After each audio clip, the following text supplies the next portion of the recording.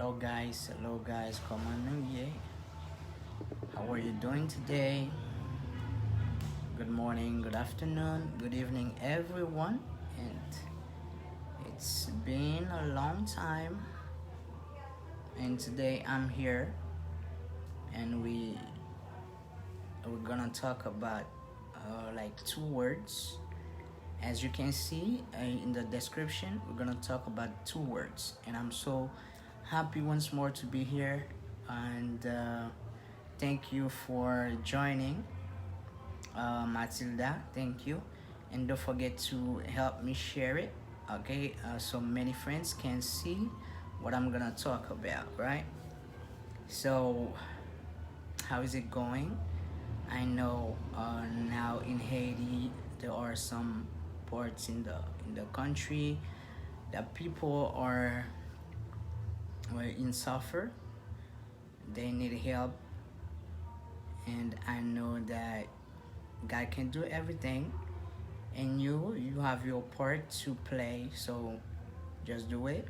If you have the means, just do it. Okay, guys, I'm just waiting for you.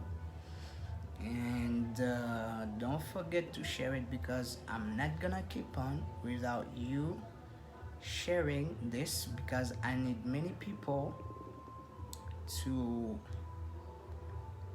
see what I'm gonna talk about.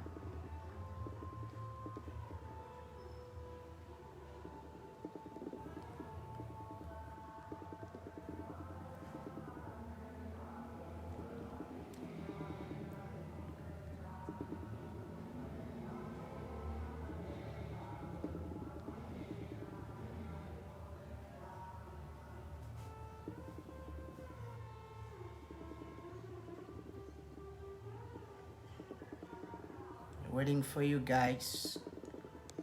Help me share it. Share it to a friend. Someone you know that speaks English or interested in languages, so you can share that to that person. Okay, just give me 1 second. And don't worry, I'm not gonna speak English during what I'm gonna do, or the explanation that I'm gonna give about these two words. Okay, I'm just gonna explain it in Creole. Okay, it's gonna be English Creole. Okay, it's gonna be English Creole.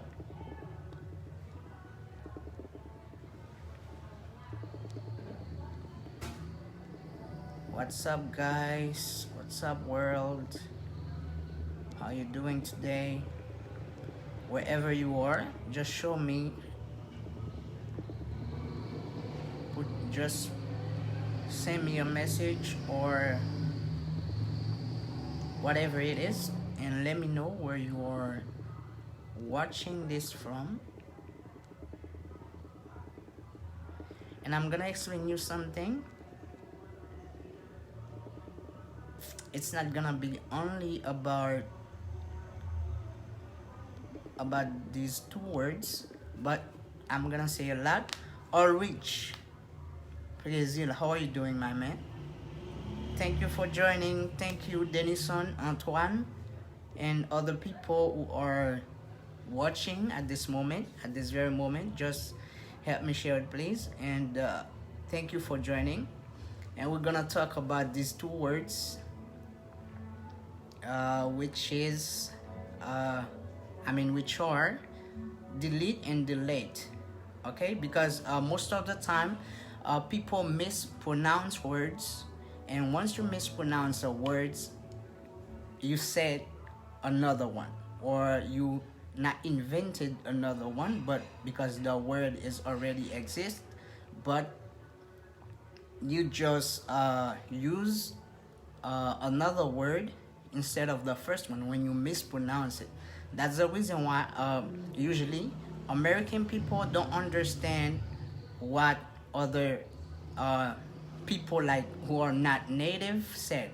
Okay, for example, if you were to say something and you mispronounce the word, and you're gonna hear that people, American or English say sorry or what, okay? But what is not formal, you just say sorry if you don't understand, okay? But they're gonna say what because they don't get what you say, because you use a word that you're not supposed to, okay? But it's not your fault. It's only because you don't know the pronunciation, the real pronunciation of the other word, okay? Miss someone, Madame Gladys, how are you? I'm content when en bas live là, Schneidin Richmond. Thank you for watching. Thank you for watching. I don't know where you are, and just thank you for joining. Share it, okay? Just give your, if you have a comment, if you have something that you want to say, you can just say it in the comment, okay? So if you have a question as well, you can just put it in the comment, so there's no problem. And it's not only about these two words. I have a lot of words that I will be explaining you, okay? But it's not today. But today we're gonna talk about these two words, and I have another word that I gonna make the difference between it and delete, not delete, okay? Most of the time people say delete. Delete, c'est ça qui écrit D-E-L-A-T-E, ok? C'est delete. Delete, ok? D-E-L-A-T-E, delete. C'est lui-même. Je connais toujours te dire, but souvent c'est en créole, je just dis, je delete photo, ok? Je delete photo ou bien je delete vidéo, ok? Et l'autre mot c'est delete, qui c'est D-E-L-E-T-E, ok? D-E-L-E-T-E, and the other one is D-E-L-A-T-E, ok? Delete and delete. Qui est moins utiliser delete and qui est utiliser delete? Ou bien si m'a dit effacer, qui ça pour me dire? Les m'a dit effacer ou bien encore ouais, me dit effacer ou bien me dit quasi erase, ok? Erase a video, ok? Ou bien une photo, m'a just dit I'm gonna delete it. Delete, or game qui dit delete, game qui dit delete, ok? But lo ali na comme that's na phonétique là, ou après delete, les écrit D avec les un petit I qui plein yo. Son j'ai toujours dit les I à plein, les prononcer comme E en anglais, ok? Et puis n'a gagné L et puis n'a gagné E I T kaba pour la phonétique là pour faire son delete là. But pour delete c'est D avec petit I plein et puis n'a gagné L, ok? Et puis n'a gagné I, ok? Avec point et puis n'a gagné T qui pour faire son delete, ok? Ça c'est en termes phonétiques. So thank you Blaise Candy for joining. Ok, so ça c'est phonétique. But on dit delete c'est pour les maps effacer. Effacer une vidéo ou bien effacer une photo. Ok, I'm gonna delete the video. I'm gonna delete the photo. Ok, I'm gonna delete it. But l'autre dit delete, ok, qui c'est moi toujours mal utilisé en créole parce que quand on ajoute table dit là, dans l'autre langue, soit parler, faut dire mot correct. Ok, tout le monde a comprendre. Et après ça, on veut dire. Parce que on doit parler, puis on va parler avec un monde qui parle anglais ou qui plus comme si il y a une maturité dans la langue là, ou bien un native, un monde qui parle anglais même, qui fait soit aux États-Unis ou bien en Angleterre ou bien n'importe quel pays. Ok, il connaît, il dit delete et pour même dire delete. Il peut dire what or sorry parce que il pas comprendre qui ça dit. Ok, parce que ouais ça dit grand mot ça utiliser, il pas de sens avec phrase dans phrase là, il pas comprendre qui ça veut dire directement. Ok, laisse ça la du what ou bien sorry, ok? But, lò bien utilize ou konen phonétique là, ou bien ou konen son an, puisque c'est son an qui est plus important, ou konen son an, ou utilize proprement, ok, ça li a yon bon avantage. Et m garanti nou, ou supposé apprendre langue de jour en jour. Pour que raison me dit ça? Et comme nous connaissons, créole c'est langue pas nous, et nous connaissons que le côté nous arriver, surtout en Haïti, nous connaissons aller dans une série de bureaux, ok? C'est comme si ils exigeaient pour nous parler français. Ok, français qui c'est m'kazi dit langue officielle nous, mais c'est comme si son ba importé parce que je pense que nous t'a plus fort si il était utiliser créole avec nous l'école. La raison c'est parce que c'est lui même qui langue maternelle là et pas jamais un autre pays a enseigné et ti moun yo dans yon l'autre langue, OK? OK, yo ka enseigner yon l'autre langue, yo fait cours pour yo but yo enseigner yo dans langue maternelle là. OK, c'est ça qui rend ou t'es plus fort et puis pourtant ou pas top. OK, c'est ça seulement qui cause. So, c'est-à-dire apprendre plusieurs langues ou encore même si ou pas besoin connaître ou doit pas connaître tout détail des langues là, ben l'important. Par exemple, ou pas connaître ou doit voyager, il doit son pays anglophone. OK, c'est-à-dire faut qu'on ait un petit bagage en anglais. OK, il y a son pays hispanophone, faut qu'on ait un petit bagage tout dans espagnol ou bien whatever pays il y a, vraiment utile. Et si ça va connaître en bat pour ou connaître bien, OK? So, getan bay définition premier mot qui c'est delete, D-E-L-E-T-E, OK? D-E-L-E-T-E, c'est delete qui veut dire erase ou encore effacer. OK? M'a effacer une vidéo, m'a effacer une photo. But let me utiliser même mot ça, si m'a mal prononcé, me dit delete, il veut dire l'autre bagaille qui c'est dénoncer, denounce in English, okay? Denounce or accuse, qui veut dire accuser, ou encore report, qui c'est reporter, ok? Par exemple, on doit faire un bagage, on doit aller au bureau quelconque, ou encore moi l'école, comme mon élève, et puis un bagage qui passe, me dit, I'm gonna report this, ok? I'm gonna report it, ok? Mal reporter ça qui fait là, ok? Ou encore, c'est comme si on bagay qui a un rapport avec par exemple un monde qui fait un bagay soit ou arrêté etc. Gon monde qui accuse ou encore les doit pas faire du tout mais ou arrêté et puis monde qui fait arrêter là accuser des actions passées, OK? You accuse that person, OK? Là ou utiliser verbe ça qui c'est delete, OK? Il pas aucun rapport pour avec effacer. L'autre mot qui on dit qu'à dire sembler avec delete, c'est cancel. Ça nous toujours utiliser nous dit cancel là. OK, soit you cancel visa ou bien whatever. OK, même si nous tape dit en anglais, en créole même si nous tape parler créole, faut toujours dire cancel because c'est un mot anglais lié, faut toujours quitter Jean lié, OK? So parce que c'est seulement avec haïtien, c'est me dit me cancel li, y a comprendre puisque yo même tout haïtien pareil moi te ka di le même genre, même moi-même te ka di le même genre.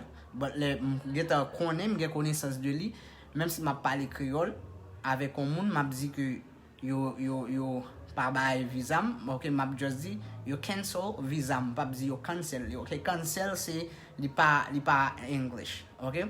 C'est cancel. OK, cancel. Cancel, you can cancel an idea, OK? You can cancel a project, OK? And you can cancel something, okay? Something that was about to do, something that was about to be done, okay? You just said, okay, I will cancel it, okay? Ma by savag, okay? M cancel project, idea, et puis m ka cancel yon bagay que m ta pral faire ou encore qui te geta commencer, ou encore qui ta pral commencer. But m'pa ka cancel yon video, m'pa ka cancel yon photo, okay? I can delete a photo, I can delete a video, but I cancel an idea, I cancel a project. M'pa konnen si tout moun comprenne, moi gen l'autre moun qui fait tap monter. Mr. Brutus Pierrot, how are you doing? Okay, please si gon moun qui pas comprendre, just dis-moi pas comprendre et puis m'a fonti reprendre pour tout petit, OK? Si gon moun qui gon bagay li manque comprendre, OK, m'a just reprendre pour tout petit, OK? And guys, li vraiment important. J'aime dire nous pour apprendre yon langue, OK? Puisque ça qui est étonnant, on connaît moi dans un groupe ma travail, gagné yon américaine qui parle avec yon l'autre, OK? But dans téléphone et directement elle commence à parler, OK? Puisque c'est on bagay l'appli pour lui, OK? Li just dit I don't understand you. Can I speak to someone who speaks English? OK? Ça veut dire même disons américain t'a prétendre il va comprendre l'autre américain.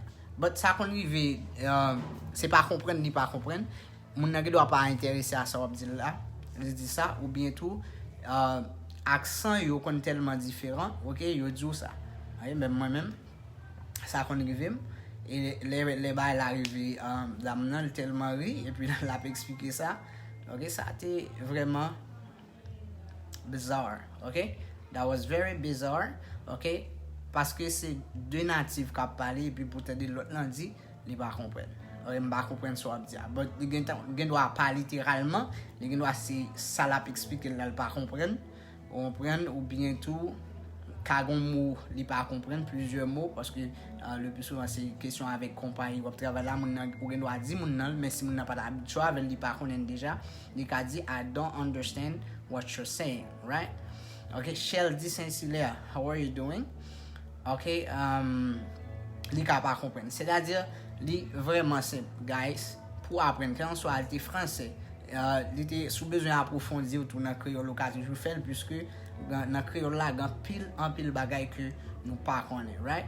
So espagnol, anglais ou encore allemand, whatever l'anglais y a des pour un petit bagay là-dedans c'est dégagé because language is very important, okay?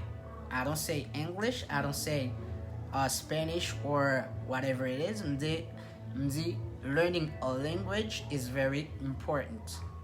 For example, si vous venez de République Dominicaine, ou pas parler un petit espagnol du tout. Tout côté pour aller, ou a besoin OK, ou a obligé besoin de monde qui parle pour aider, si vous le faire ci, si vous le faire ça parce que l'arrivée, faut ou exprimer si vous pas acheter, faut qu'on soit pas acheter comment vous dire etc. C'est de même où arriver aux États-Unis, si ou pas parler anglais, c'est vrai qu'il y a une opportunité aux États-Unis, au toujours travailler, but la prend un petit temps pour comme si comprendre puisque ou pas parler anglais ou encore ou pas comprendre du tout. C'est-à-dire faut au moins même en conversation 2 minutes ou qu'a toujours kembe, OK? So, c'est vraiment simple. C'est vraiment simple. OK guys, deux mots c'était deux mots t'a parlé c'était delete et puis on va écrire pour nous delete avec delete, OK? Ça c'est de ça nous t'a parlé. OK, deux mots ça nous t'a parlé de deux mots ça nous t'a parlé, c'est delete avec delete. Qui différence qui gagne entre delete et delete. Et on prend l'autre mot qui proche qui c'est cancel, OK, qui me dit ou pas qu'à dire par exemple on qu'à dire I'm gonna erase the board. I'm gonna effacer tableau. Okay? I'm gonna erase the board. But I'm pas dire I'm gonna delete the board. Ni tout pas dire I'm gonna cancel the board, right? But I'm dire I'm gonna cancel this project. I'm gonna cancel the idea that I had or that I have. Et I'm dire I'm gonna delete. Okay? I'm gonna delete the photo, I'm gonna delete the video, okay? C'est très simple. So, but ça qui est important, c'est ça qui veut faut à part de mots à connaître, but chercher prononciation. Quel que soit son mot, ou pas apprendre, ou bien même si chaque jour tu as dit ou apprendre 2 ou 3 mots, chercher prononciation, ok? Pour capter, répéter, ok? Pour le parler, les lap sorti dans bouche directement, li tout sorti, Jean li prononcer.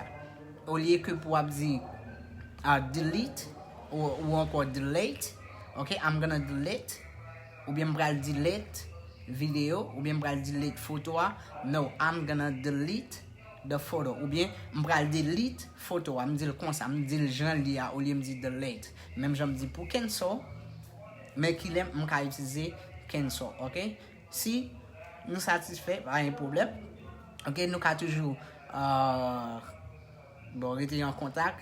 Disons, on va partager ça sur page, on page, disons ça c'est compte Facebook, on va partager sur page Facebook, moi-même fait qui c'est Fast English Academy ou encore FEA. Ok, tout le monde qui veut suivre page là, qui veut abonner, ou qui aller juste taper FEA ou abonner et tout, ou capable aller sur YouTube ou taper Prof Locha Résumé. Ok, Prof Locha Résumé, c'est compte YouTube ou abonner vidéo. Ok, et soit aller tout sur Instagram ou fait même genre ou taper Prof Locha Résumé. Ok, ou abonner et compte Instagram, soit aller sur Instagram, ou j'ai un compte Instagram que moi habitué poster vidéo, ok? So thank you guys. So m'pour aller n'importe moi qui a une question, mettez-la en bas dans les commentaires, m'a répondre avant que moi aller, ok? So vraiment content. Tout le monde ça au moins branché, Woody Gustave, Sheldy Saint-Hilaire, Blaise Candy, Schneidine Richmond, Madame Jean-Charles et Denison Antoine, my cousin, and Ulrich Prezil. You're my brother, Lushangle Exumé. How are you today? How are you, my man? And pas oublier. Apprendre vraiment important puisque vous par contre qui peut tomber, ok? English, especially English, is very important because nowadays you already know that English is worldwide, okay? English is worldwide. Every country, okay? Every country who speaks another language has people who speaks English or people who wants to speak English, okay? So that is very important. Dégagez-nous. Quand on soit en ici, si on l'école nous pour aller, ou bien si on a regardé des vidéos, nous avons toujours fait ça. Et des vidéos, c'est en créole, bien c'est en anglais seulement. Ok, but ça qui est important, c'est que nous encourageons les gens qui font vidéo. Le plus souvent, vidéo à café, nous pas partager pour plus de monde, ou bien tout nous pas comment on dit ça, nous pas partager, nous pas regarder, nous pas liker, ok, ni tout nous pas follow mon. C'est pas premièrement là nous fait ça nous encourager, deuxièmement il est important pour nous parce que nous avons toujours une vidéo qui aider nous et encore troisièmement nous avons aider plus mon pour gagner plus connaissance de ça qui dit, ok? So okay brother, I'm glad that you okay. Ok, si vous avez une question, une suggestion, just quittez dans un comment et puis m'a répondre pour nous, ok? M'a répondre et moi crois que m'a venir avec plusieurs autres mots qui proches ou encore mots que une qu'on a utilisé dans place l'autre, ok? To make the difference, ok? Merci Sheldy, my brother Lushangle and Will John Regala. How are you doing?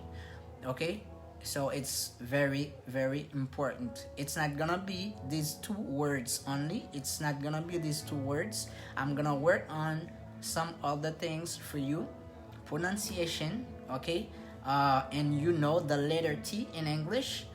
There are some way or some words you can hear the letter T.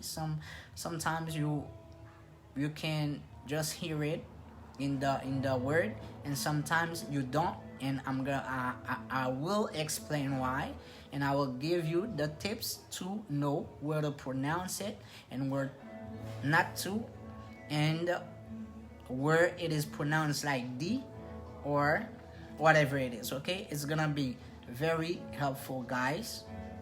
Okay, it's gonna be very helpful. So I remember I made the difference between these two words, beautiful and handsome. Okay, it's not the it's handsome. The D is silent. Okay, so beautiful and handsome. But it wasn't I don't remember if it was on Facebook that I made this video, and I'm gonna check that out. And if it wasn't on Facebook, I'm gonna do it once more and to let you know more about it. But I think it was on Facebook. Okay, you can just check my account. Okay, Lucia Exume. Okay, on Facebook, and see if you see this kind of video that I talk about handsome and beautiful. It's the same, like they talk about the same thing but different gender. And for example, if you said that a girl is handsome, you it's not the same thing as say it's beautiful. Okay, and I'm just making the difference. I made it. I made the difference. So you're gonna check that out and see what's the difference once you say someone is handsome and beautiful, once you say handsome for a girl, and once you say beautiful for a boy, what the meaning is. Okay, so thank you guys, thank you for watching. As I can see, there's no comment. That means no one have questions or suggestion. So I'm gonna let you guys take it here. I don't know if you're busy, and as I know, it's I don't have a lot of people watching, but it's no big deal. Okay, it's no big deal. The most important is to let you know how to pronounce words, make some difference for you. And as I said before, you can go I don't know if you have a telephone. Okay, you can check some dictionary, like English dictionary, and they're gonna give you some the pronunciation. But if you understand English to English, because they're gonna explain it in English. Or if you can't do that, just try to download an English French dictionary. That's gonna help you, okay, to make the difference and understand the pronunciation. And there are some good application that gives you pronunciation. You can check them out. Okay, but there are some of this some application maybe on your iPhone, or you can check it if you have a, how to say that, a smartphone. Okay, whatever it is, you can check that out. But most often, some of these pronunciations are British. Okay, but there are some good American application. Okay, and there are some who give both English, American pronunciation and British pronunciation. So you can check that out, guys. And if you are not too busy, you can always do what I said. Okay, check my YouTube channel, check my Instagram account, follow and share whatever it is, whatever you found, and learn from them. Okay, it's very easy, very easy, because I explain in Creole. Okay, so sentiment étudiant excessif. Ok, puisque mali avec anglais net. Sorry. Ce que me dit nous c'est mélange créole anglais. Ok, nous capable checker ça sur application. Une application by ni prononciation américaine ni prononciation britannique là, nous ka joindre. Ok, et gain qui by seulement British là, gain tout by seulement American. Ok, nous ka checker ça sur mon smartphone nan mon smartphone nan mon ou ka checker sur gain des applications pas joindre sur iPhone, sur gain iPhone, mais sur gain n'importe smartphone gain sak pi commun yo wap jwen yo, ok? But sou pa kompren anglais à anglais, just cheke yon dictionnaire qui explique en disons en français, il y a bon mot en anglais, mais tout, il explique li soit ni en français ni en anglais, et puis ça a pédo, et tendez bien ça au dire. Because learning a language is like, how to say that? C'est répéter ou bien, comme on dit, charrer, ok? C'est charrer ou charrer, comme si tu as charré moun nan, ou bien tu as charré sotan dia, ok? Lò charrer yon moun, nou wè jan charrer yon moun, jan fè grimace ou bien sal dia, ou fè le même jan. Ben c'est même jan apprendre yon langue, ok, ou charrer ça ou dia. Lò charrer, c'est-à-dire, sotan dia exactement, jan entende là, ou dit comme ça. C'est-à-dire, c'est ça qui a permis ou apprendre. Panique maintenant, c'est tout, ou ou prononcer le jan vle. No. Ok? Because ou ka pense ou dil, pourtant pas dil. Et en plus, moun kon dit, wow, li parle anglais, pourtant, il y monde qui pas qu'à comprendre ça l'a dit, il a parlé, ok? Soit prononciation yo bad, ou bien utiliser mot à côté, il pas supposé utiliser. Parce que il y a des mots qui familiers ou bien semblés, mais qui pas qu'à utiliser dans toute phrase même côté, ou pas utiliser même côté, ok? C'est-à-dire c'est différent ça seulement pour nous faire, ok? Apprendre, tendez, ok? Ça qui est important c'est tendez. L'offre tendez, pratiquer. Pratiquer ou ka pratiquer with someone who speaks English, or you can practice by yourself. Ok, moi je l'aime de fait à parler anglais, apprendre par l'anglais disons, on dit ensemble à un frère, but après le fin drop, les même pas continuer, l'aime continuer I was practicing by myself, ok, on dit qu'on a fait ça chaque jour, des fois maman me dit des petits là, hey Daniela, how are you doing? Ok. How are you? I'm so happy to have you here. Okay, so I was talking about two words, delete and delete, so you can check that out. Okay, so j'ai maman kon di oh li pe di petit là. Okay, li pe di petit là parce que m'a parlé pour compte moi. Okay, ça fait me dire qu'on fait ça, c'est juste pour me pratiquer, me poser des questions et me répondre. Ok, pour compte moi. Ok, c'est-à-dire ça a gain plus que 8 ans de cela. Ok, so I was doing it by myself. Okay, and sometimes when my brother is not by my side to make some practice, so I just practice by myself. Okay, that was very very helpful. That was great, and I don't know. I'm not gonna say that I am a good or English speaker, I don't know, okay, because people can always judge you, but I know that I am a good one, okay, I'm a good one, I can express myself, okay, very clearly, okay, make you understand things. If you want to understand much more, if you have questions, and if you want to learn as well, you can always contact me, so it's gonna be helpful. For example, if you have WhatsApp or whatever the platform is, you want me to teach you some skills, it's not gonna be English, but I'm gonna make it English Creole, okay, for you to understand everything and to be able to speak English or to make a conversation about like 3 months, okay, you'll be able to express yourself to make a conversation about like 3 to 5 minutes, okay, without missing words, because it's not gonna be like some difficult stuff. And Vanessa Mizidor, glad to have you here. Okay, thank you for joining. Daniela, how are you doing and how is everything? Okay, just tell me if you want to join, if you want to share something, just say that you want to share it and I'm gonna put you on the live. Okay, I'm gonna put you on the line. Okay, so we gonna discuss it together. Okay, there's no problem. Okay, Vanessa, comment tu bagaille? Souhaitez-nous tout en forme, souhaitez-nous en forme grâce à Dieu. So, guys, I'm so happy because it's been a long time. Il pas faut même just tellement si je baiser, m'gè longtemps pas fait vidéo.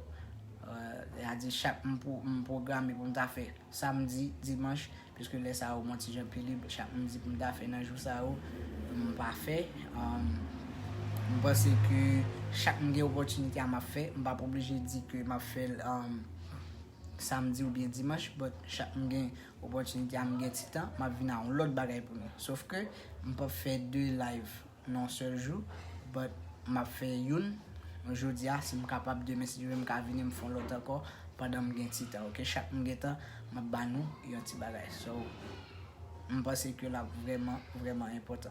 So si nous pas gain question, nous pas gain par exemple si nous avons un mot nous besoin comme comment utiliser ou bien prononciation, si nous avons une phrase nous pas comprendre nous avons ça que les expressions. Okay, nous avons expressions. For example, if you have an expression you want to know more about it. Par exemple, si vous avez un anglais ou pas vraiment un but de lire en créole, ok, you can share it, je peux expliquer, je peux faire le mieux pour essayer de comprendre et gagner un petit travail puisque English is not only about words, it's not only about vocabulary, some vocabulary words, but it's about a lot of things. Ou ka konen mot yo, ka men gen expression que once you are talking to someone, moun sa li kapab utilize expression but you don't get it, ok? Pa kompren ki sa moun nan vle di directement. So, nou ka toujou eseye parler de ça et expliquer some expressions. So, m'a mette ça dans calendrier tout, so m'a venir avec some expressions, m'a expliquer but the most common ça qui peut utiliser yo, m'a venir avec yo et puis pour capable comprendre parce que yo ka dire très simple pourtant you don't get it. Okay? So, thank you guys for watching. As I said before, learning language is very important. Whatever language it is, like it could be English, French, Spanish, German, Chinese, whatever it is, okay? Just apprendre et bien apprendre prononcer yo. On fait différence déjà, deux mots ça yo, delete vs delete. Delete, c'est effacer, oui, effacer une vidéo, effacer une photo, utiliser, etc. But l'aime dit delete, ok, c'est accuser, reporter, etc. Ok, so par exemple dit delete pour delete. M'bral delete, non, m'bral delete. That was it. Thank you guys for watching, and I hope that I'm gonna have you back next time, and you'll be aware when I'm going live. Okay, so just don't forget follow the account, follow the page FEA or Fast English Academy, and go on YouTube Prof Lusha Exume, on Instagram Prof Lusha Exume, and I'm assure you that you will learn much more with me. And thank you guys. Thank you for being here. Catch you another time. See you pretty soon, right?